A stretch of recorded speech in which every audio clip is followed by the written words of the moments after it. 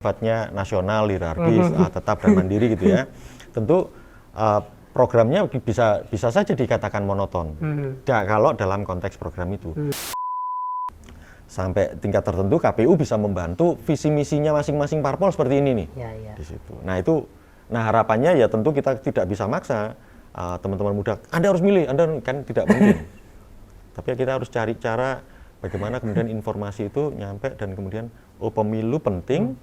Peserta pemilu itu begini, visi misinya ini, dan kemudian apapun nanti yang Anda pilih, kita harus hormati.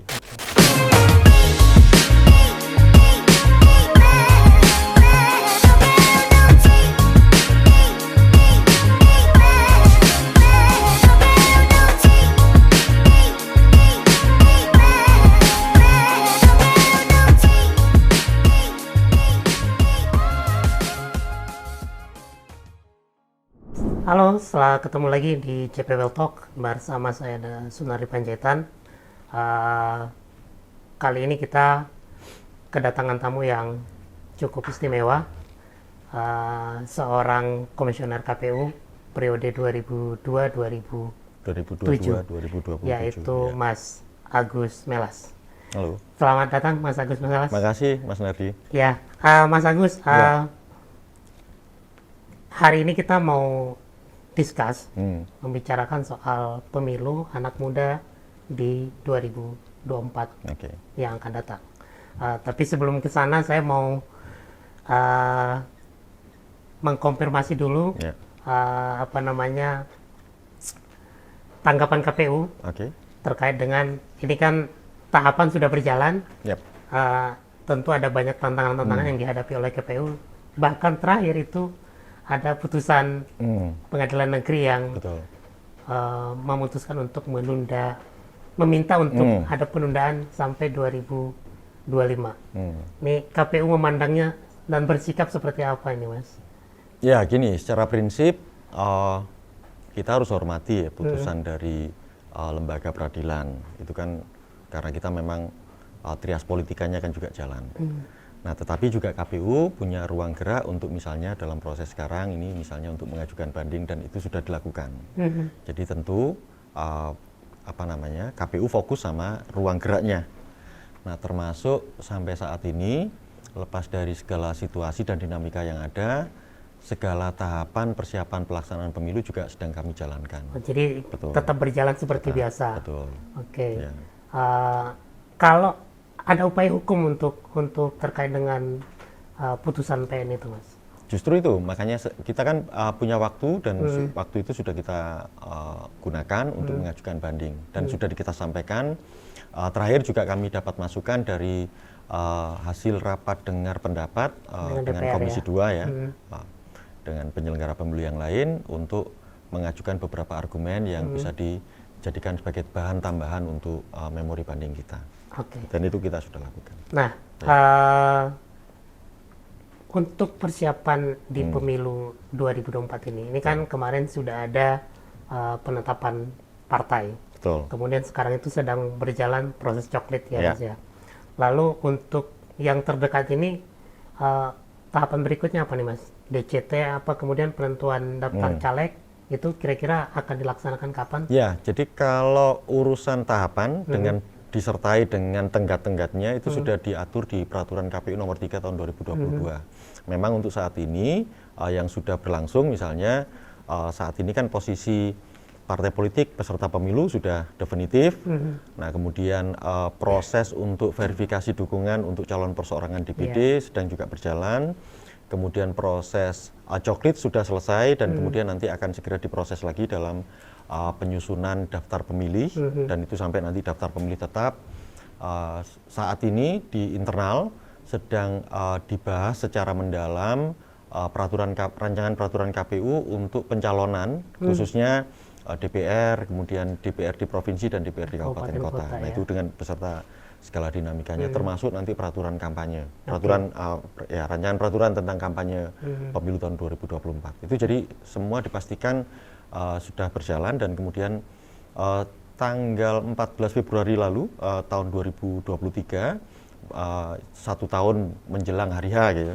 Kami juga lakukan kirap pemilu yang dimulai dari 7 titik ya, di seluruh Indonesia, mewakili Indonesia, itu dari 7 titik, dan nanti berproses berakhir nanti pada bulan November tanggal 25 ya, November 2023, kalau nggak salah tanggal 26 atau 25 November, itu sekitar 1 atau 2 hari sebelum masa kampanye.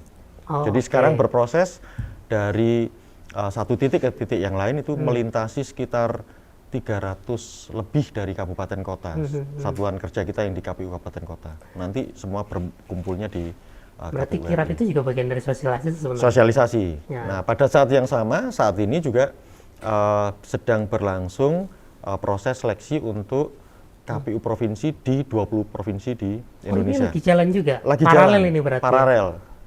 Nah, itu kalau proses yang seleksi KPU provinsi, itu akan segera tahapan sekarang ini kesehatan dan wawancara.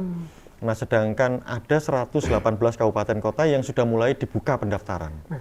Nah, tapi saya sebelum masuk ke sosialisasi ini, tadi menarik yang tadi Mas Agus sampaikan tuh, soal proses seleksi. Ini kan sebenarnya tinggal, kalau hari ini 333 hari waktu pemilu gitu, betul, ya Mas ya. Betul. Artinya teman-teman nanti yang akan terpilih ini, yang sedang seleksi itu baru akan bekerja mungkin mulai bulan Mei sampai seterusnya 5 tahun lagi ya. Itu apakah itu akan maksimal, Mas, proses mereka bekerja? Karena kan baru nih, Mas. Ya, ini tantangan sekaligus. Saya kira ini kan mungkin bagian dari pertanyaan juga. Mungkin itu bagian dari tantangan yang memang secara faktual dihadapi oleh KPU. Tetapi bagaimanapun juga ini kan hasil dari satu produk hukum yang memang sudah ada sebelumnya. Dan bagaimanapun juga, ini kan menyangkut akhir masa jabatan dari teman-teman kita, jajaran anggota KPU, baik yang di provinsi maupun kabupaten kota. Kalau yang gelombang pertama itu memang berakhir di bulan Mei tahun 2023. Ada lagi tuh gelombang kedua, Mas, kalau nggak salah September. Betul. Nah, kemudian gelombang kedua, nah di bulan apa? Jadi saat ini secara paralel, di antara tahapan-tahapan yang masuk tahapan pemilu, sebagaimana diatur di Undang-Undang Nomor 7 ada 11 tahapan, pada sisi lain ada juga aktivitas yang kami lakukan dalam rangka seleksi dan juga urusannya penyebarluasan informasi melalui sosialisasi yang melalui kirap pemilu. Nah, itu ya tantangannya ya pasti tidak mudah, tapi semua harus dilakukan secara bersamaan. Dan termasuk nanti berarti untuk yang gelombang kedua tetap dilakukan, Mas? Tetap. Jadi kami itu kalau dari skema seleksi itu ada sekitar 9 gelombang. Bahkan nanti ada yang akhir masa jabatan dari beberapa KPU provinsi dan kabupaten kota itu November kalau nggak salah ya. Bukan hanya November, bahkan ada yang mungkin Februari tahun 2024. Menjelang pemilu. Iya. Jadi kira-kira di situlah. Nah, ya itu tantangan kita. Nah, tapi tantangan itu kan karena kita sejak jauh-jauh hari sudah tahu, mau tidak mau kita harus menyiapkan banyak hal. Misalnya bagaimana kemudian melakukan akselerasi terhadap pemahaman dari aparatur penyelenggara kita, aparatur KPU dalam rangka menyelenggarakan pemilu. Nah, berarti itu harus dipilih orang yang benar-benar siap itu ya, Mas ya. Secara karena waktunya mepet. Betul. Gitu ya. Pengetahuan kemudian eksekusi mereka harus cukup kuat gitu ya. Nah, tadi juga bicara soal sosialisasi. Ini banyak pertanyaan, Mas Agus, terkait dengan sosialisasi ini. Apalagi misalnya masa kampanye untuk capres itu, untuk pemilu secara umum itu kan baru dimulai bulan November betul. Sampai bulan Januari awal. Ya, betul. Januari akhir. Sampai gitu. Ya 3 hari menjelang hari H. Berarti Februari ya. Jadi awal Februari, gitu ya. Betul. Nah, sementara pemilu kita ini serentak nih, Mas. Ya. Ada legislatif, ada pilpres, gitu, ada presiden. Ini metode sosialisasinya ini seperti apa sih, Mas, yang lakukan? Karena berbeda pasti. Betul. Nah gini, tentu kreativitas, bagaimana kemudian melihat insight ya dari ruang gerak mereka, tentu partai politik peserta pemilu ataupun nanti ketika ditetapkan capres-cawapres ya. Nah, tapi yang jelas kita ini masih ada peraturan KPU tentang kampanye yang masih existing tahun 2018. Nah di situ memang ada ruang gerak meskipun tidak terlalu besar ya. Itu di pasal 275 itu terkait dengan sosialisasi bagi partai politik peserta pemilu. Itu ada. Jadi kan ini ada problem gini. Pasca 14 Desember tahun 2022 itu ditetapkan partai politik peserta pemilu. Yes, yang 18 itu. Persis, 18 ditambah dengan yang di Aceh 6 ya, jadi 24. Nah, 18 partai politik di tingkat nasional ini kemudian punya waktu untuk kampanye itu nanti pada bulan November tahun 2023. Nah, ini kosong nih.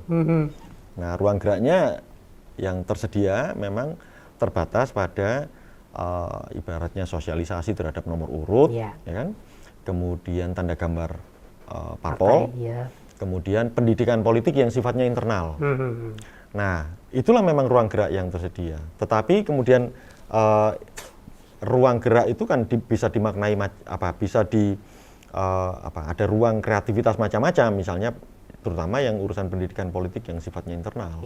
Di situ memang ruang faktanya secara instrumen aturan itu yang tersedia di situ. Berarti sebenarnya KPU tidak bekerja sendirian ya, untuk sosialisasi ya. Partai politik dan caleg-calegnya pun sebenarnya punya waktu yang lumayan cukup 4 bulan untuk mereka sosialisasi ke masyarakat dan memberikan pendidikan politik ke masyarakat. Kalau caleg mungkin belum terlalu tepat karena belum ada. Yang jelas ada partai politik. Itu ada. Nanti kalau caleg kan nanti akan ada proses kan sendiri. Nah, tapi ini kan banyak juga ini Mas ya.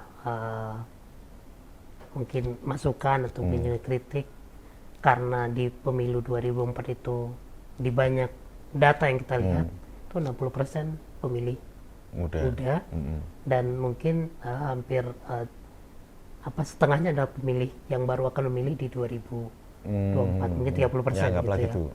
Nah, mereka itu kan pemahaman pemilihnya belum terlalu kuat, Mas. Sementara yang kita baca nih yang dilakukan oleh KPU itu datang ke sekolah sosialisasi, artinya saya harus bilang mungkin agak monoton gitu sosialisasinya gitu. Apa tidak ada metode yang secara spesifik untuk nyasar anak-anak muda ini, Mas, untuk mereka ini?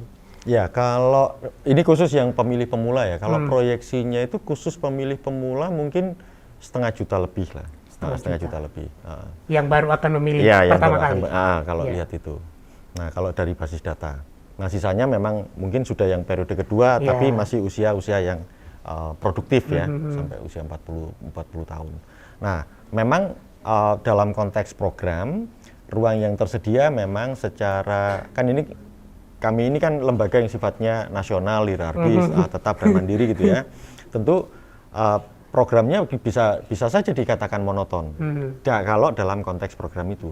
Tetapi begitu masuk ke sekolah-sekolah, sebenarnya interaksinya berbeda.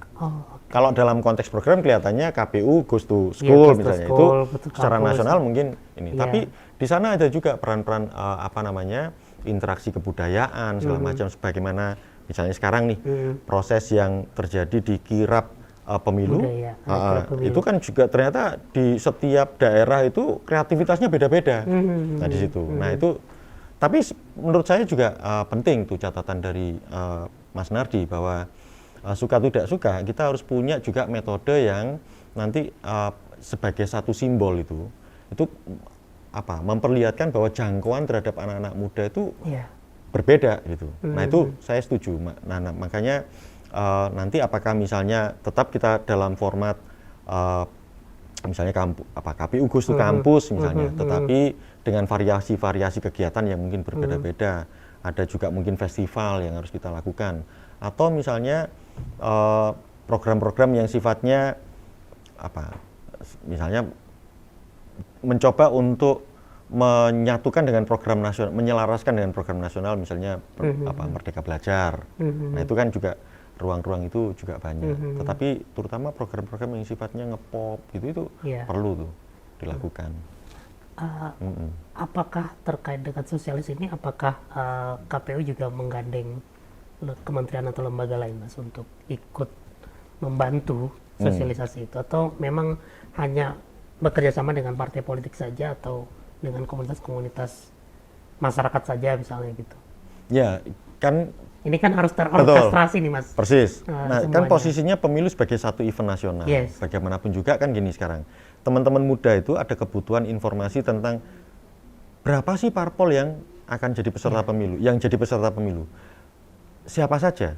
Nomor urutnya bagaimana? Nah, itu kayaknya belum banyak yang tahu juga tuh. Makanya itu informasi itu kan satu kebutuhan informasi yang mau tidak mau KPU harus lakukan penyebarluasan informasi. Selain partai politik juga akan lakukan itu. Termasuk pemilu sebagai event nasional, mau tidak mau kementerian lembaga terkait. Misalnya sekarang gini, KPU itu punya maskot, Sura dan Sulu. Iya. Yang kemudian oleh beberapa media itu kemudian dibantu untuk menjembatani itu maskot itu masuk. Nah, kemudian kita punya jingle pemilu itu yang coklat lah yang nyanyikan Mbak Kikan. Nah, itu sekarang ini kami sedang jajaki dengan kementerian lembaga itu, misalnya gini, bisa tidak di fasilitas-fasilitas publik itu jingle itu selalu dimunculkan. Termasuk misalnya gini, kalau Garuda tuh kita naik penerbangan, bukan nyebut merek ya, tapi misalnya ada Garuda. Koran-koran di apa? Di itu kan kalau kita naik Garuda kan begitu turun pesawat itu lagu tentang wisata Indonesia tuh. Nah, itu bisa nggak dalam momen pemilu tuh masuk jinglenya KPU. Jadi di tempat-tempat yang tempat berkumpulnya publik itu jingle itu masuk. Termasuk nanti baru ke informasi-informasi yang sifatnya strategis nih, misalnya pada tanggal sekian sampai 14 Maret misalnya itu ada proses pencocokan dan penelitian untuk kebutuhan daftar pemilih. Nah, gitu-gitu nanti itu proses-proses yang sedang kami jalankan ya. Termasuk dengan Kementerian Pendidikan dan Kebudayaan lewat sekolah-sekolah. Karena ada nanti kebutuhan misalnya untuk penyelenggara kita yang di tingkat ad hoc, terutama yang di tingkat TPS, bisa nggak anak-anak muda itu mahasiswa-mahasiswa terus kemudian dikompensasi sebagai bagian dari belajar. Nah, itu tentu kan kita harus bicara lebih detail tentang itu. Nah, kan kalau kita bicara anak muda, Mas Agus, tentu butuh waktu atau butuh metode untuk meyakinkan mereka untuk sekedar datang ke TPS mereka harus diyakinkan gitu bahwa ini adalah bagian dari hak politik dan lain-lain gitu ya. Kira-kira ada metode tersendirikah untuk kemudian teman-teman KPU daerah itu atau mungkin duta-duta pemilih itu melakukan itu, meyakinkan pemuda-pemuda di berbagai wilayah itu di Indonesia untuk yuk kita nanti rame-rame datang ke TPS di pemilu 2024 gitu. Ya, kalau apa yang dikerjakan KPU tentu dalam rangka meyakinkan, tapi seringkali ada asumsi juga yang keliru ternyata di kita. Kita asumsikan anak-anak muda apatis terhadap itu. Ya. Memang kalau ditanya anak-anak muda tentang pemilu, tentang ini mungkin tidak terlalu paham, tapi kalau ditanya apa kebutuhanmu dalam potret-potret data yang dirilis secara reguler oleh lembaga-lembaga survei itu manifest tuh. Ya. Mereka punya kepentingan bahwa bangsa ini bisa jalan ke depan, mereka punya harapan bahwa partai politik akan menjalankan fungsinya dengan baik, mereka juga punya harapan bahwa pemimpin bangsa itu yang ideal begini. Nah, KPU kan mau tidak mau harus berangkat dari sana. Nah, baru kemudian KPU merumuskan berbagai strategi, termasuk nanti metode. Nah, kalau soal nanti bagaimana pendekatan strategi dan metodenya, tentu itu akan bagian dari konteks sosialisasi dan penyebarluasan informasi. Misalnya misalnya gini, ternyata kalau kita lihat potret anak muda dalam konteks interaksinya mereka itu akan banyak mengandalkan informasi. Pertama, apakah informasi itu keluar dari lembaga yang otoritatif, lembaga resmi atau tidak. Nah, ketika lembaga itu informasi itu keluar dari lembaga resmi, maka dianggap itu informasinya kredibel. Nah, itu satu. Tapi belum cukup. Kemudian apakah itu akan menentukan langkah mereka? Itu akan ditentukan di filter yang berikutnya. Apakah informasi yang dari lembaga otoritatif itu dimuat di media konvensional tuh? Oke. Nah, kalau dimuat di media konvensional, maka ya itu isu penting itu. Berarti terverifikasi. Terverifikasi. Nah, itu. Nah, yang ketiga, apakah itu layak untuk didiskusikan? Maka filter yang ketiganya kan kalau dia masuk ke komunitas-komunitas itu lewat jaringan media sosial pertemanan. Nah, kalau kita lihat alur informasinya demikian, maka sebenarnya KPU suka tidak suka strateginya harus ke sana. Di situ. Nah, disitulah kemudian informasi-informasi tentang kepastian bahwa tahapan sekarang tahapan apa, dan kalau misalnya anak-anak muda akan menggunakan hak pilih untuk terdaftar jadi pemilih harus melalui proses apa. Nah, itu meyakinkan itu. Kemudian ini ada sekian partai politik yang akan menjadi peserta pemilu, mungkin nanti sampai tingkat tertentu KPU bisa membantu visi misinya masing-masing parpol seperti ini nih. Di situ. Nah, harapannya ya tentu kita tidak bisa maksa teman-teman muda, Anda harus milih, Anda kan tidak mungkin. Tapi ya kita harus cari cara bagaimana kemudian informasi itu nyampe dan kemudian pemilu penting, peserta pemilu itu begini, visi misinya ini, dan kemudian apapun nanti yang Anda pilih kita harus hormati. Di situ. Ada juga orang yang bertanya Mas Agus soal penyelenggaraan pemilu. Kalau misalnya pemilihnya ini adalah mayoritas anak-anak muda nanti, maka sebaiknya penyelenggara pemilu juga didominasi oleh anak-anak muda, dari kalangan muda, kira-kira begitu.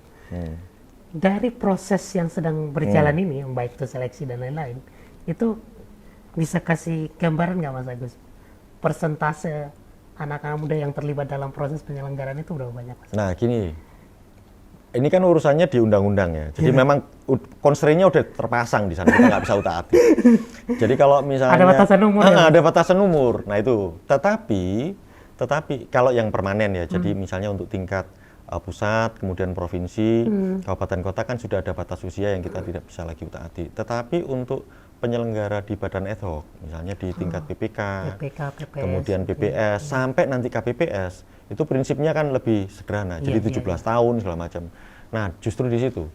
Kalau idealnya apakah anak-anak muda yang lapisan dominan pemilih, dan kemudian secara ideal juga kemudian penyelenggara pemilunya juga anak-anak muda. Kalau dalam konteks penyelenggara ad hoc, hal itu sangat niscaya. Justru KPU memang mendorong itu keterlibatan teman-teman muda untuk secara langsung kalau mau punya pengalaman belajarnya di KPPS di langsung jadi KPPS.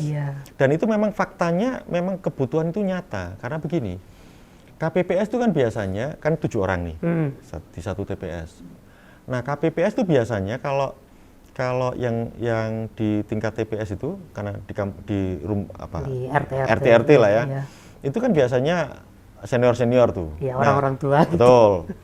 Nah, tapi kan pemilu kita secara teknis itu kan membutuhkan anak-anak muda yang melek huruf dengan literasinya baik, mencatat dokumen administrasi yang baik, dan itu tenaganya berlimpah. Sedangkan yang senior sebenarnya supervisi karena pengalamannya transfer knowledge-nya lah diberikan. Nah, sebenarnya kami dorongnya di situ. Kalau misalnya 7 orang KPPS, bisa nggak 2 atau 3-nya anak-anak muda, karena itu kan sebenarnya estafet aja di tingkat RT RW itu dalam konteks menjalankan biar mereka bisa belajar nanti naik tingkatan gitu ya. Di situ. Karena kalau yang untuk permanen itu ada batasan umur. Berapa sih kan 30 tahun ya, Mas? Ya, itu kan berjenjang tuh 35. Kalau misalnya KPU RI itu 40. Nah, kemudian provinsi 35, kemudian kabupaten kota 30. Nah, di bawah itu baru ruang geraknya luas gitu.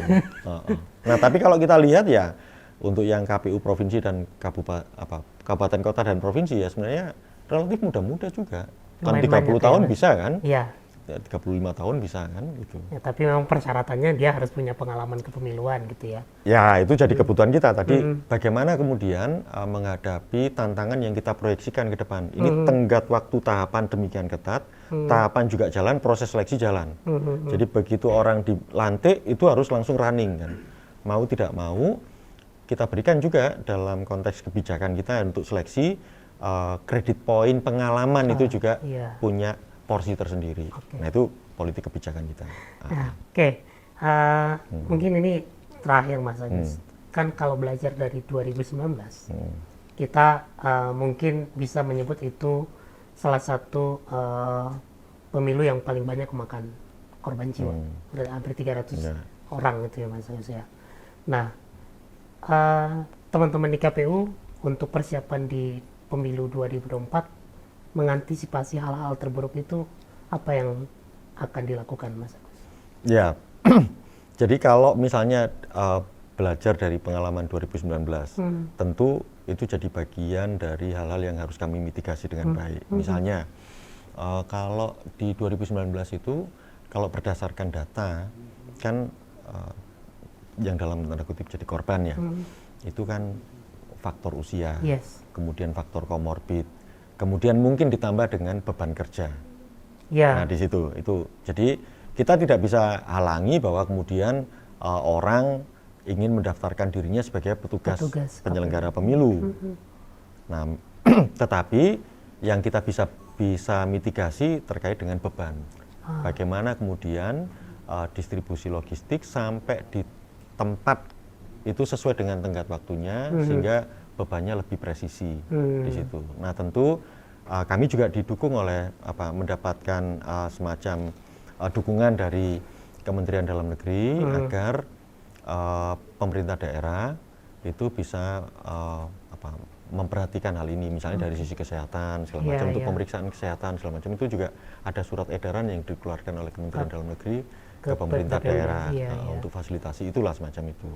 Nah, memang kalau dari sisi kompensasinya ya, itu yang kita bisa kan itu berdasarkan peraturan Menteri Keuangan, ada itu untuk asuransi. Tapi kan kita juga nggak berharap itu sebenarnya.